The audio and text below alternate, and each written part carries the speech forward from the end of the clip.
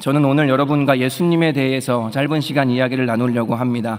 특별히 성경이라는 것을 토대로 여러분과 예수님에 대해서 이야기를 나누고 싶습니다. 많은 사람들이 성경하면 고리타분한 옛날 책, 이제는 잘 안 보는 책, 어려운 책 이렇게 생각합니다. 맞습니다. 저도 그랬던 적이 있습니다. 근데 그런 거 아세요? 성경이 기네스북에 오른 책이라는 건 아세요?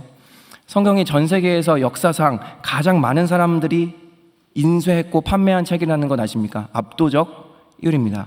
또 가장 많은 언어로 번역된 책인 거 아세요? 3등이 뭘까요? 맞춰보실래요? 3등 피노키오랍니다. 300개 언어로 번역됐답니다. 2등이 뭘까요? 어린 왕자입니다. 380개 정도의 언어로 번역됐답니다. 그럼 1등이 뭘까요? 성경이겠죠. 성경은 3000개 정도의 언어로 번역이 됐습니다. 압도적이죠. 또 가장 많은 사람들의 인생을 극적이자 긍정적으로 변화시킨 책입니다. 자유민주주의의 토대가 됐다고 하고, 신분제 폐지의 토대가 됐다고 하고, 강자가 약자를 책임진다는 복지제도가 성경에서 나왔다라고 합니다. 오늘 그 성경의 핵심을 여러분과 나누려고 합니다. 바로 예수님입니다. 예수님이 누구신지 오늘 이야기하기 위해서 한 여인에게 집중하려고 하는데, 30년경, 서기 30년, AD 30년경 예수님과 만났던 한 여인입니다. 이 여인은 소외된 여인이었습니다. 그러니까 우리말로 하면 아싸였고, 더욱이 아싸지만 행복하지 않은 아싸였습니다. 만족이 없는 삶을 살았죠. 어느 날 예수님을 만났고 이 여인의 인생이 바뀌었습니다. 여인이 예수님을 어떻게 만났을까요? 예수님이 사막 지역을 걸어가시다가 목이 말랐습니다. 한 마을에 우물이 있다는 걸 알고 계셨고, 그 마을 입구로가 우물가에서 그 여인을 만나게 되십니다. 제가 영상을 하나 준비했는데 짧게 보실래요?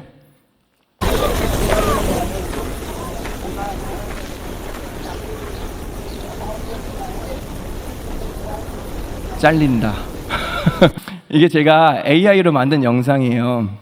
그래서 예수님이 이렇게 걸어오셔서, 예수님이 되게 잘생겼어요. 얼굴을 봐야 되는데 얼굴이 잘렸네요. 만들어 보니까 되게 재밌더라고요. 제가 이렇게 프롬프트를 치잖아요. 예수님이 우물가로 와서 되게 길게 쳐요. 뭐 해서 앉는 걸 해줘. 그랬더니 예수님이 스쿼트 자세로 이렇게 딱 앉으시는 것도 있고요. 공중에 앉으시는 것도 있고요. 그러지 말고 기대서 앉게 해줘. 그랬더니 아예 누우시는 것도 있고요. 재밌더라고요. 혹시 AI 이거 전문가 있으시면 좀 연락 주시면 성경의 여러 에피소드를 이 영상으로 만들면 너무 좋겠다, 이런 생각 해봤습니다.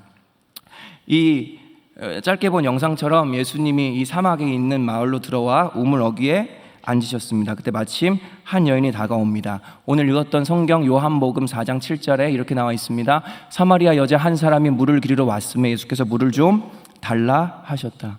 예수님이 앉아 계시다가 한 여인이 오시니까 물 좀 줘, 이렇게 한 거예요. 근데 여자의 반응이 좀 날이 서 있습니다. 4장 9절을 보시면 사마리아 여자가 이르되 어찌하여 나에게 물을 달라 하나이까? 당신은 나와 상종하지 아니하는 민족 아닙니까? 이렇게 대답합니다.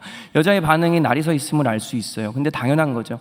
여러분 지나가는데 이성이 갑자기 여러분에게 말을 건다고 생각해봐요. 특별히 굉장히 잘생기거나 멋진 이성이 나에게 말을 걸어요. 그럼 합리적으로 어떻게 생각해야 돼요? 나에게 반했구나? 이단이거나 사기꾼이다, 도를 믿나고 얘기하실 거 아닌가? 뭐가 더 합리적인가요? 옆 사람에게 한번 물어보시죠. 대부분 낯선 이성이, 또 아름답거나 멋있는 이성이 나에게 말을 걸면 경계하죠. 왜 나에게 말을 걸까? 그러니까 당연한 거였어요. 더욱 이 여인은 사마리아인이었다, 이렇게 나오죠. 사마리아인은 유대인이랑 역사적인 이슈가 있었어요. 그래서 유대인은 사마리아인을 상종을 안 했어요. 인간 취급을 안 했어요. 말도 안 걸고 개 취급했어요. 근데 예수님이 유대인이시거든요. 근데 사마리아인, 또 당시에는 여성은 남성과 이렇게 격차가 좀 있었잖아요. 그러니까 그런 여인에게 말을 거시는 거예요. 또 내적인 문제가 있었습니다. 성경 앞쪽을 보시면 12시였다 이렇게 나오거든요. 더워요. 아까 영상 보시면 알겠지만 사막 지역이에요. 이거 12시에 사람들은 잘 돌아다닐까요? 안 돌아다닐까요? 안 돌아다닙니다. 그러니까 이 여인이 12시에 우물로 나왔다는 건 내적인 어떤 문제가 있고 마을에 어떤 이슈가 있어서 혼자 남 몰래 숨어서 우물가에 왔다라 그런 거예요. 근데 예수님이 말을 걸고 물을 달라 하죠. 왜요? 그분이 목마르셔서 그랬을까요? 예수님이 요한복음 4장 10절에 이렇게 얘기하시네요. 같이 읽어볼까요? 예수께서 대답하여 이르시되 내가 만일 하나님의 선물과 또 내게 물 좀 달라 하는 이가 누구인 줄 알았더라면 내가 그에게 구하였을 것이요 그가 내게 생수를 주었을 것이다. 예수님이 이렇게 얘기하는 거예요. 갑자기 뜬금없이 물 좀 줘. 그러니까 대답도 안 했는데 본인이 또 말을 하기 시작하십니다. 하나님의 선물과 첫 번째, 두 번째, 내가 누구인지 알았더라면 너가 나에게 물을 달라고 했을 것이다 라 그러는 거예요. 그러니까 정리하면 내가 너에게 하나님의 선물을 주러 왔고 너가 내가 누구인지 알았더라면 나에게 그걸 달라 했을 거야. 근데 그 선물은 생수야 라는 거예요. 무슨 생수일까요? 비로소 알게 됩니다. 예수님은 목마르셔서 이곳까지 오신 게 아니라 이 여인의 목마름을 해결하러 오셨구나. 아니, 오히려 예수님이 여기까지 오셨기 때문에 지금 목마르셨구나 라는 걸 알 수 있어요. 조금 더 쉽게 얘기하면 의도적으로 왔다는 거예요. 예수님이 목마르셔서 우물가로 온 게 아니라 이 우물가까지 찾아오시느라 그분은 목이 말라지셨다라는 거예요. 왜요? 굳이요? 하나님의 선물을 주기 위해서요. 오늘도 마찬가지입니다. 아까 얘기했듯이 저희가 오늘 빼빼로 원데이 클래스도 기가 막히게 준비했더라고요. 그리고 6층에 보시면 고기 파티도 저희가 준비했고요. 애플워치, 에어팟, 저도 받으려고 사실 이거 갖고 나온 거거든요. 그런 거 준비했어요. 근데 저희가 진짜 주고 싶은 선물이 있다는 거예요. 그건 바로 하나님의 선물이고 예수님입니다. 여인이 이렇게 얘기하죠. 요한복음 4장 11절입니다. 여자가 이르되 주여 물기를 그릇도 없고 이 우물은 깊은데 어디서 당신이 그 생수를 얻겠사옵니까? 현실적인 반응을 하는 겁니다. 물동이도 없는데 무슨 생수를 주겠습니까? 그러니까 저희가 예수 믿으세요, 교회 다녀봅시다 이러면 뭐라고 얘기해요? 밥 줍니까? 돈 줍니까? 교회 카페 1층 좋던데 커피나 한 잔 사주시죠. 이런 얘기 하지 않겠습니까? 교회가 뭐 대단한 게 있겠습니까? 그러니까 이 여인도 현실적인 반응을 했다는 거예요. 근데 예수님이 다시 이렇게 좀 생뚱맞게 이야기하십니다. 4장 13절입니다. 예수께서 대답하여 이르시되 이 물을 마시는 자는 다시 목마르려니와 내가 주는 물을 마시는 자는 다시 영원히 목마르지 아니하리니 내가 주는 물은 그 속에서 영생하도록 솟아나는 뭐가 되리라? 샘물이 되리라. 갑자기 굉장히 뭔가 추상적이면서 그러면서도 뭔가 깊은 의미가 있는 것 같은 말을 하신다는 거예요. 예수님이 주고 싶은 게 물이긴 물인데 육신적인 물이 아니구나 라는 걸 알게 돼요. 그러니까 내가 주는 물을 마시는 자는 다시 목마르지 아니할 것이다, 이런 이상한 말을 하시는 거예요. 그러니까 예수님이 주시는 물은 내면의 허기, 내면의 목마름을 채우는 물이라는 거예요. 이렇게 이야기하는 거죠. 나는 너의 영혼을 채우러 왔다.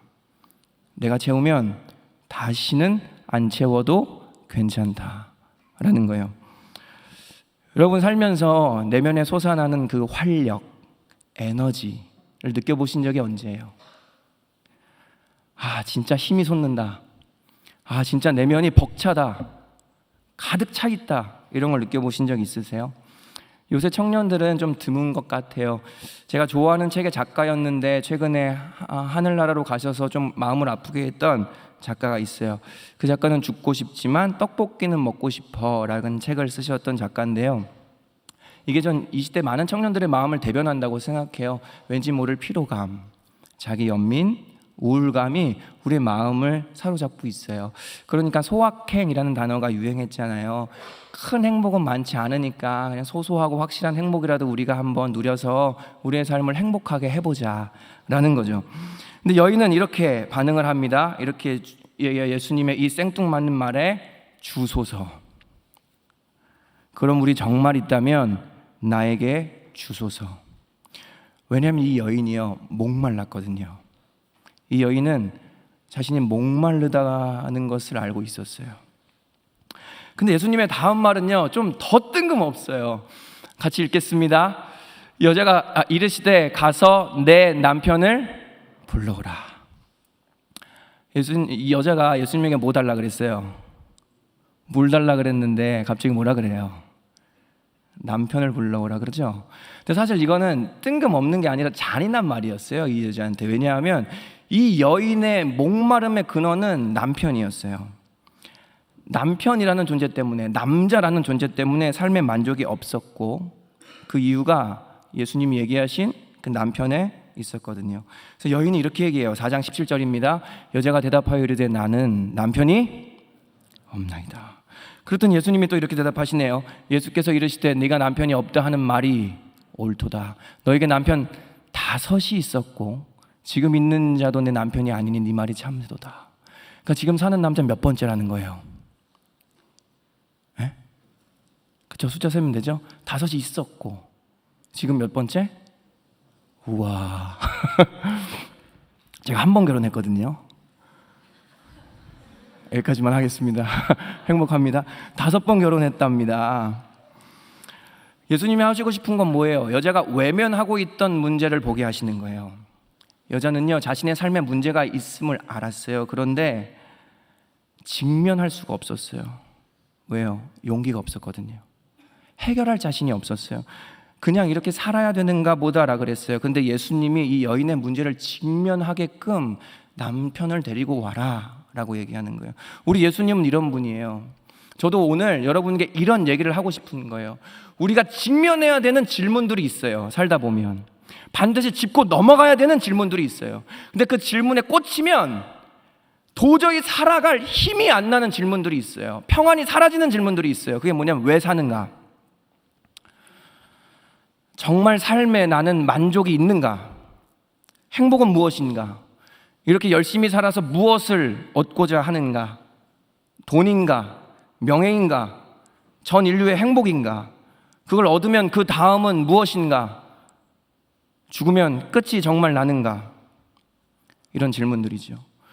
너무 중요한 질문들인데 이런 질문을 우리는 외면해요. 아는 것이 힘이다 라기보다는 모르는 게 약이야 라고 생각하며, 왜요? 이런 질문이 마음에 쑥 들어오잖아요.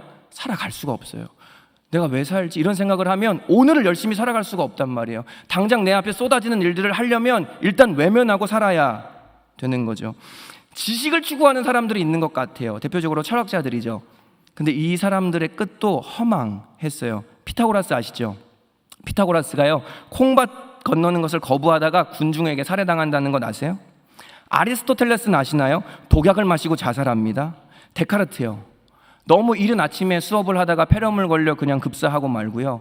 프랑스의 유명한 철학자인데 장 자크 루소 아세요? 이분이요, 개하고 충돌했는데 개하고 부딪힌 것 때문에 뇌출혈로 죽어버립니다. 또 인기를 추구하시는 분들이 있는 것 같아요. 연예인, 유명한 사람들이죠. 근데 이분들의 끝도 그렇게 행복하지 않았다는 건 우리는 알고 있어요. 퀸, 프레디 머큐리요, 에이즈로 돌아가시죠. 마릴린 먼로와 마이클 잭슨, 우리가 알 정도로 유명하시죠. 약물 과다 복용으로 죽고요. 이소룡 씨, 전 세계에서 너무 유명하고 인기 많으셨죠. 애인이 준 알약을 먹고요, 부작용으로 잠에서 깨어나지 못하 죽어요. 권력을 추구한 사람들이요, 나폴레옹, 내 삶에 불가능은 없다, 위암으로 죽었고요. 히틀러, 권총으로 죽었고요. 대한민국 역대 대통령이 13명이거든요. 그 중에 3명 빼고 다 감옥 가거나 자살하거나 하야 당했어요. 그래도 여전히 여러분 가운데 지식이나 인기나 권력을 추구하겠어요? 근데 그럴 수밖에 없어요. 왜냐하면 세상에서 추구할 건 그것밖에 없거든요. 그래서 그 길이 망하는지 알지만 먹어보려고 가는 거예요. 조금만 더, 조금만 더, 조금만 더 하면서 결국 모두가 그 길을 가고 있죠. 그래서 예수님이 오늘 뜬금없이 요한복음 4장 21절에 이런 말을 하세요. 너희 아버지께 예배할 때가 이르리라 라는 말을 하시는 거예요. 그러니까 목마름을 주겠다라고 하고 갑자기 남편을 불러오라고 한 다음에 갑자기 예배 이야기를 하는 거예요. 여러분, 예배가 뭐죠? 지금 드리는 게 예배인가요? 오늘 처음 오신 분들 예배라고 들어보셨어요? 오늘 한 70명 가까이가 처음 왔다 그러더라고요. 아, 그렇구나. 목사님 또 예배하러 오라고 하려나 보다. 결국 좀 뭔가 색다른 얘기 하려는 것 같은데 결국 교회 목사님들 또 예배 얘기하시지. 근데 제가 오늘 예배 얘기하려고 하는 예배는 조금 달라요. 이 예배라는 말보다 숭배 또는 사랑, 아니면 나의 해방일지 드라마 보셨어요? 거기서 여자 주인공이 나를 추앙해 이렇게 하잖아요. 추앙이라는 단어가 이 예배라는 단어와 좀 더 잘 어울릴 것 같아요. 제가 한 이야기 해드릴게요. 미국의 베스트셀러 작가인 데이비드 포스터 윌리스는 이렇게 얘기합니다. 우린 이미 모두 무언가를 예배하고 있다. 모든 사람은 숭배한다. 무엇을 숭배할 것인가 선택으로 남을 뿐이다. 이는 우리가 교활해서거나 악해서가 아니다. 기본값이다. 그리고 당신이 숭배하는 것이 당신의 삶을 산채로 삼켜버릴 것이다. 그리고 이 미국의 유명한 베스트셀러 작가는요, 이 말을 남기고 2년 뒤에 자살을 합니다. 1. 사람, 성공, 지식, 건강, 행복, 쾌락, 돈, 이런 것들을 추구하며 모두가 사는 게 기본값이다 라는 거죠. 한국이 뭘 추구하는지는 비교적 분명한 것 같아요.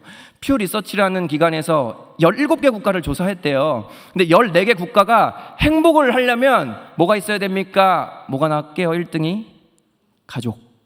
근데 3개 나라만 다르게 나왔대요. 근데 그 중에 또 한국만 다르게 나왔어요. 한국만 돈. 그러니까 한국은 집단적으로 돈을 숭배하고 있는 거죠. 안타까운 건 언제나 그 행복을 위해서 추구하는 그게 우리의 불행의 조건이 돼요. 왜요?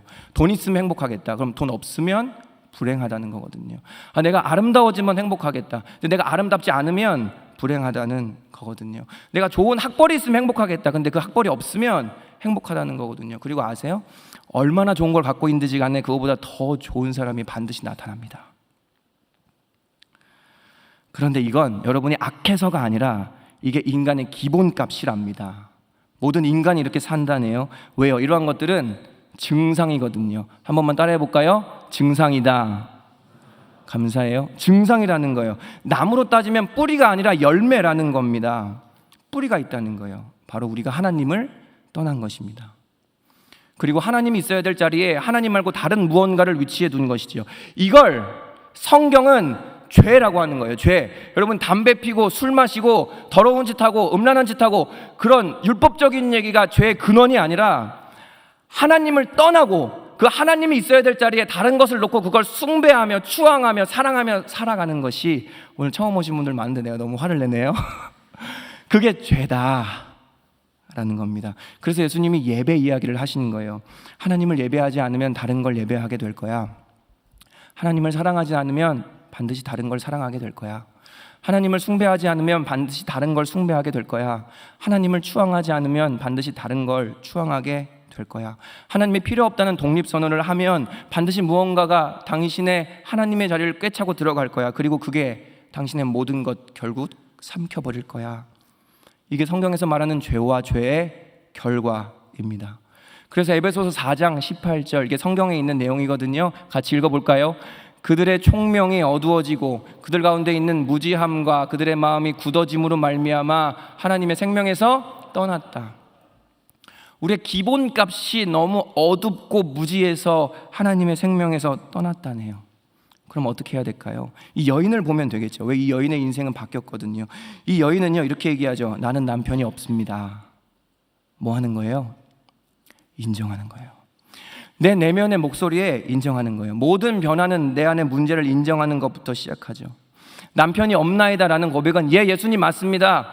제가 열심히 남자를 쫓아 살아가는데 내 인생을 채울 수 있는 게 아무것도 없습니다 라는 용기 있는 고백이었습니다. 이 여인이 했다면 오늘 우리도 할 수 있습니다. 여러분 정말 괜찮으세요? 정말 여러분이 깨끗하다고 생각하세요? 깨끗하다고 느껴지세요?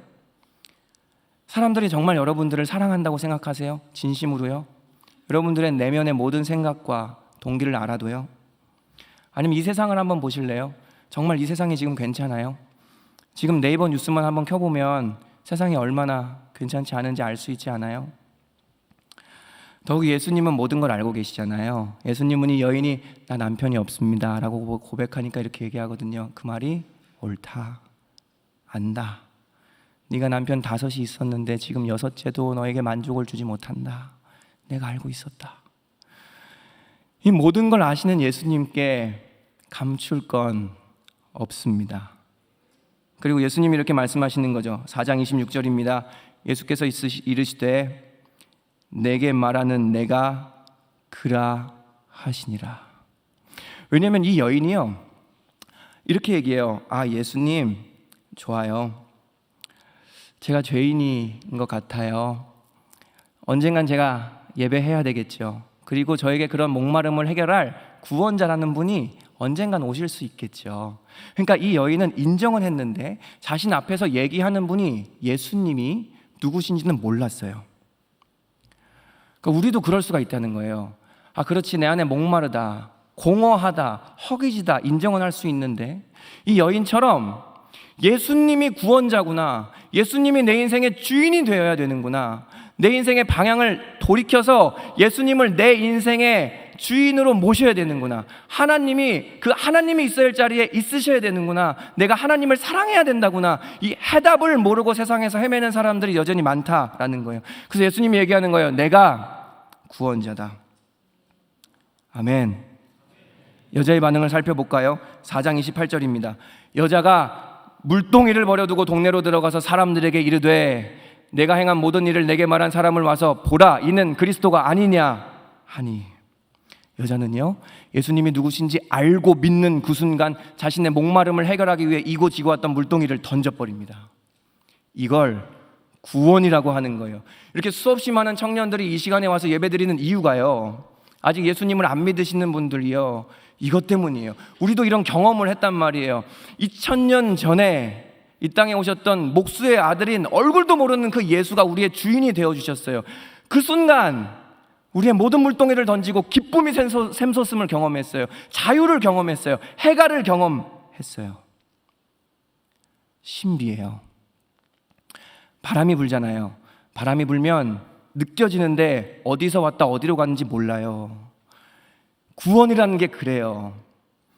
있어요. 저도 구원 받았어요. 저도 이 목마름의 해결을 경험했어요. 그래서 목사까지 됐어요. 그런데요, 설명하기가 참 어려워요. 이 여인의 물동이를 던져두고 모든 목마름이 해결돼서 기쁨 가운데 뛰어갔던 그것이 구원의 증거고, 아까 찬양 보셨어요? 그런 찬양, 신나는 찬양, 간절한 찬양을 하면서 하나님께 우리의 목소리를 올려드리는 게 우리가 구원받았기 때문이에요. 이 여인의 우물가로 찾아오셔서 이 여인의 목마름을 완전히 해결하셨던 예수님이 오늘 우리에게 동일하게 찾아오십니다. 여전히 신앙생활하고 교회 나오시지만 목마르신 분들, 예수님에게 온전히 주권을 맡기세요. 예수님이 여러분의 마음에 온전히 주인으로 차지하게 하세요. 그러면 목마름이 해결됩니다. 예수님이 이렇게 얘기하시는 거예요. 내가 누군지 아느냐? 나는 너의 목마름을 채우러 왔다. 바뀝니다. 삶이 바뀝니다. 새로워집니다. 삶의 의미를 찾게 됩니다. 기쁨을 알게 됩니다. 에너지가 생겨요. 물을 얼굴에 끼얹는다고 갈증이 해결되나요? 물을 마셔야 갈증이 해결되죠. 예수를 안다고 해결되는 게 아니에요. 예배 드린다고 해결되는 게 아니에요. 예수를 믿을 때 해결되는 줄 믿습니다. 그래서 예수님이 물을 마셔라라 그랬죠. 내면의 변화고 본질적인 변화예요. 하나님을 예배하는 삶이고 살아계신 예수 그리스도를 믿는 삶입니다. 이거를 전문 용어로, 기독교 용어로 거듭났다, 다시 태어났다라는 거예요. 영적 생명이 생겼다라는 거예요. 근데 혹시 이 중에 이렇게 얘기하는 사람이 있을 수도 있겠어요. 목사님, 전 지금 좀 살만하거든요. 전 목마르지 않거든요. 전 좀 잘 나가거든요. 공허함이나 헛헛함 같은 거 전 느껴본 적이 없거든요. 이런 분들도 있겠죠. 근데 오늘 성경인 요한복음 4장 앞장에 니고데모라는 남자가 등장해요. 이 남자는 인싸였어요. 부자였어요. 잘 나갔어요. 지도자였어요. 자기 만족이 있고 자기에 대한 확신이 있었어요. 근데 예수님은 그 니고데모라는 남자에게도 네가 다시 태어나야 한다 라고 얘기하시거든요. 이 말은 이거예요. 너의 교만한 자기 만족이 결국 너를 멸망시킬 거야. 아싸든 자기 삶에 만족이 없는 사람이든 그게 잘 나가는 사람이든 지금 자기 삶에 확신이 있는 사람이든 모두가 예수님을 만나 거듭남이 필요한 줄 믿습니다. 왜요? 죄란 내가 잘 사고 못 살고의 문제가 아니라 하나님이 있어야 될 그 자리에 하나님 말고 다른 게 있는 걸 죄라고 하고 그건 우리를 망하게 할 것이기 때문입니다. 우리 모두는 하나님을 하나님의 자리에 다시 돌려놓아야 될 줄 믿습니다. 설교 정리하겠습니다. 오늘 이 여인은 예수님을 만나 목마름을 해결하네요. 그런데 예수님이 이 여인을 찾아오시느라 목이 마르셨다고 했죠.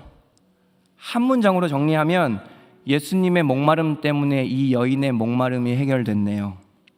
이걸 우리는 복음, 좋은 소식이라고 합니다.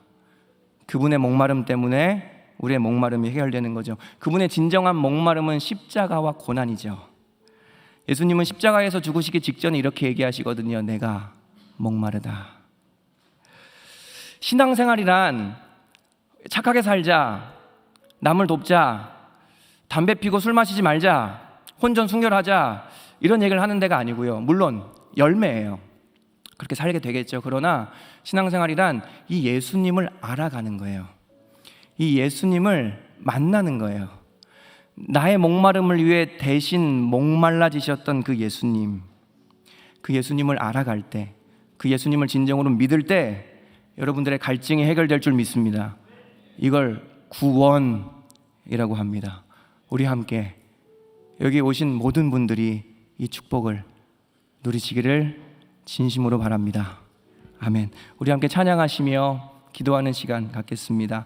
오늘 처음 오신 분들은 찬양 익숙하지 않으실 거예요. 그러면 들어보시고 이렇게 마음으로 한번 불러보시고 또 익숙하다 싶으면 입으로도 좀 따라해 보시고 하면 좋겠습니다.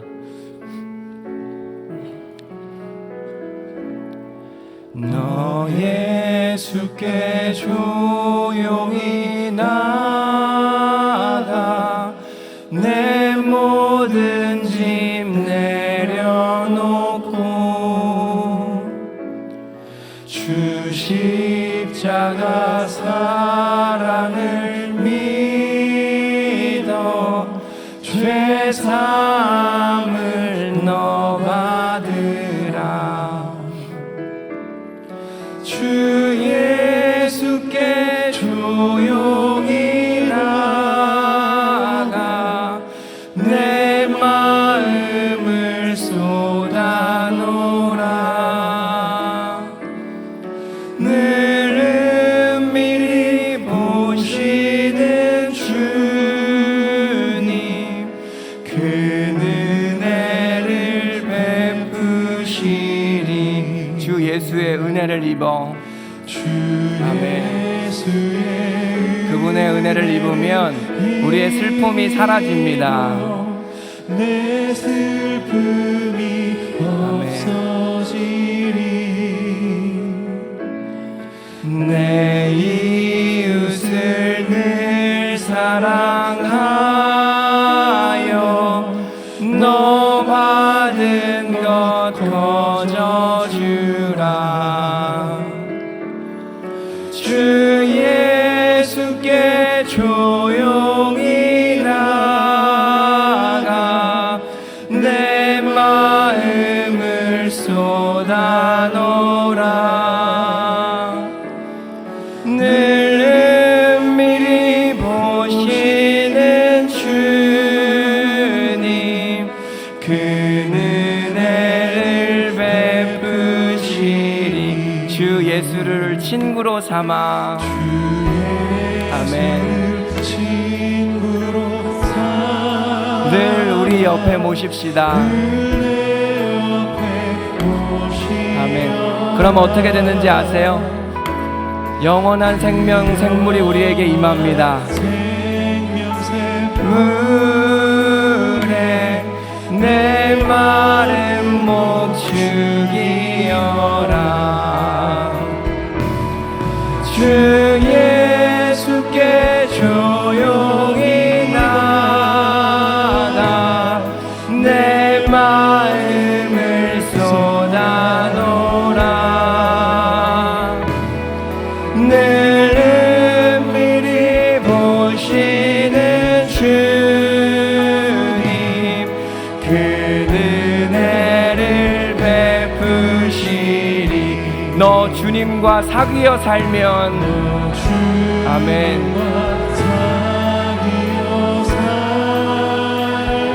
새 생명이 넘치리라.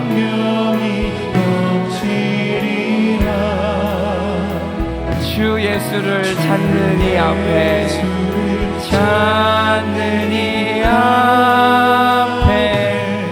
참 밝은 빛 비추어 아멘. 주 예수께 나갑시다. 주 예수께 조용히 나가 내 마음을 쏟아놓으라. 늘 은밀히 보시는 주님 그 은혜를 베푸시리. 반주 주시고요. 노래 불러주시면 좋을 것 같고요. 할 수 있으면 가슴에 이렇게 손을 한번 얹었으면 좋겠어요. 부끄러우신 분들은 안 하셔도 괜찮아요. 이 시간 기도할 때 다른 것보다 이렇게 기도합시다. 하나님, 이미 예수님을 주인 삼으신 분들은 예수님이 내 인생의 주인 되어 주셔서 정말 감사합니다. 내 모든 목마름을 해결하여 주셔서 감사합니다. 믿으셔야 됩니다. 그리고 아직 예수님을 주인 삼으시지 못한 분들은요, 이렇게 기도했으면 좋겠어요. 예수님, 제가 목마릅니다. 예수님, 제가 열심히 살지만 인정합니다. 목마릅니다. 예수님, 그 생수가 제 목을 축일 수 있도록 나에게 그 생수를 주시옵소서. 우리 같이 예수님을 우리 마음에 모시며, 예수님을 이미 모신 분들은 그분과 교제하며 감사하며 기도하도록 하겠습니다. 기도합시다. 사랑의 하나님, 감사합니다. 하나님, 이 시간 우리가 하나님께 나아갑니다. 하나님께 기도합니다. 우리의 삶을 주님께 드립니다. 하나님이 우리의 주인이 되어주셔서, 하나님이 우리의 왕이 되어주셔서, 하나님이 우리의 전부가 되어주셔서 정말 감사합니다. 그 예수님을 따라 살겠습니다. 그 예수님을 바라며 그 예수님을 위해 살겠습니다. 성령 하나님, 감사드립니다. 하나님, 은혜를 더하여 주시옵소서. 성령 하나님, 은혜를 더하여 주시고 하나님의 역사를 경험하게 하여 주시며 하나님 안에 경외하며 하나님을 사랑하며 살게 하여 주시옵소서.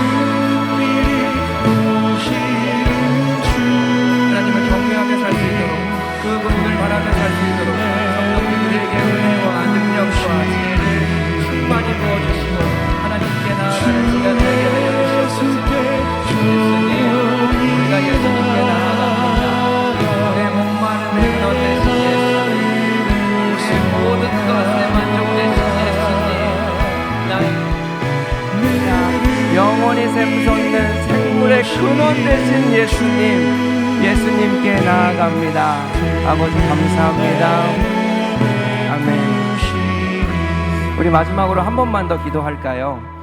기도는 이렇게 하나님께 뭔가를 얘기하는 걸 기도라고 하는 거잖아요. 하나님 살아계십니다. 하나님 들으십니다.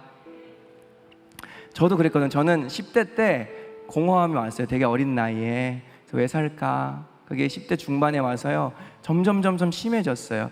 그러다가 제가 20살에 예수님을 만났어요. 이 여인처럼. 너무 살겠는 거예요. 너무 시원한 거예요.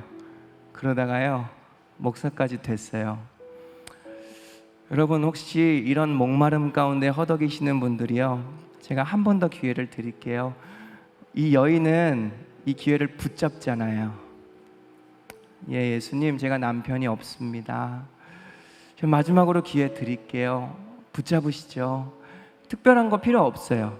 인정하시고요, 마음 여시고요, 그 예수님이 내 인생의 주인, 내 삶의 주인 되시기를 그냥 원하시면, 고백하시면 되는 거예요. 이 시간 우리 한 번 더 그 예수님께 나아가면서 기도했으면 좋겠습니다. 같이 기도합시다. 사랑의 하나님, 감사합니다. 예수님, 내 인생의 주인이 되어 주시옵소서. 예수님, 내 인생의 주인이 되어 주시옵소서. 예수님, 내 삶의 주인이 되어 주시옵소서. 예수를 믿고 예수를 만나고 이 예수와 동행하는 우리의 삶, 아직까지 신앙생활하며 교회 다니지만 온전하게 이 예수님을 인생의 주인으로 삼지 않은 사람들이 있다면, 오늘 이 예수를 내 인생의 주인 삼아 주를 위해, 주님과 함께 하나님의 영광을 위해 살게 하여 주시옵소서. 하나님을 예배합니다. 하나님을 예배하는 삶을 살겠습니다. 하나님을 찬양하는 삶을 살겠습니다. 하나님을 위해 살겠습니다. 그럴 때 우리의 모든 삶의 덧없음이 해결되어지며 하나님 주시는 참된 만족이 우리 가운데 넘쳐날 줄을 믿습니다. 사랑의 하나님, 은혜 주시옵소서. 사랑의 하나님, 주님께 나아갈 때에 나의 목소리를 들으시는 하나님, 목마릅니다. 나의 인생의 주인이 되어 주시옵소서. 목마르고 또 목마른 우리의 심령 가운데에 주님 찾아오셔서 나의 목마름을 해결하여 주시옵소서. 하나님 믿습니다. 하나님께 나아갑니다. 하나님을 경험합니다. 하나님을 만납니다. 우리의 삶의 목적이 생깁니다. 그 주님께 우리의 삶을 헌신합니다. 하나님께 우리의 모든 걸 드리게 하여 주시옵소서. 할렐루야. 아멘. 은밀히 보시는 주님, 그 은혜를 베푸시니 너 주 예수께 조용히, 주 예수께 조용히 나아가 내 모든 짐 내려놓고 아멘. 짐을 내려놓으시죠. 주 십자가 사랑을 믿어 죄사 아멘. 얼마나 가볍고 자유한지 모릅니다. 주 예수께 조용히 나가 내 마음을 쏟아놓으라. 늘 은밀히 보시는 주님, 그 은혜를 베푸시니. 제가 기도하고 오늘 예배 마치도록 하겠습니다. 사랑의 하나님, 감사합니다. 늘 은밀히 보시는 주님, 나의 모든 걸 아시는 주님, 예수님께 제가 나아갑니다. 제가 교회에 있을 때에도, 제 방에 있을 때에도, 거리에 있을 때에도, 우물가에 있을 때에도, 직장에 있을 때에도 하나님은 언제나 우리를 찾아오십니다. 그 예수님을 나의 인생의 주인 삼아 살아가게 하여 주시고, 또 무엇보다 하나님을 예배하기를 원합니다. 우리의 인생의 가장 위대한 자리, 존귀한 자리에 예수님이 앉아 계실 수 있도록 은혜를 더하여 주시옵소서. 오늘 예수님을 믿겠다, 예수님께 자신의 인생을 삼겠다 고백한 자들마다 놀라운 은혜, 해갈, 자유가 임하게 하여 주시옵소서. 이제는 예수 그리스도의 은혜와 하나님의 사랑과 성령의 위로 충만 교통하심이, 하나님을 사랑하고 그 하나님을 예배하며 그 하나님을 숭배하기를 원하는 모든 성도들 머리 위에 영원토록 함께 있을지어다. 아멘.